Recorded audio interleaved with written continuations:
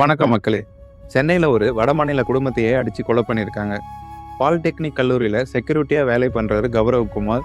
அவருடைய மனைவி மற்றும் 2 வயதே ஆன குழந்தையும் சேர்த்து ஒரு குடும்பத்தையே இன்னொரு வடமாநில கும்பல் கொலை பண்ணியிருக்காங்க.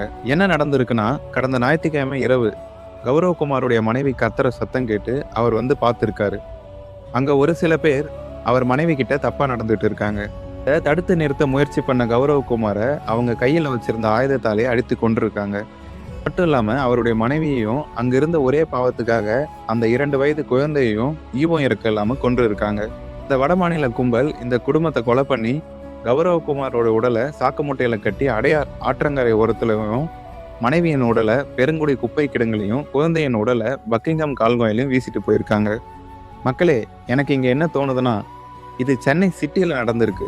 இந்த நடந்து 3 நாள் ஆகியிருக்கு. பற்றி ஆட்சியில் இருக்க அமைச்சர்கிட்ட கேட்டால், அந்த சம்பவம் எப்போ நடந்தது, தரமணிலே நடந்தது அப்படின்னு பதில் கேள்வி கேட்குறாரு. அதை நீங்களே பாருங்க.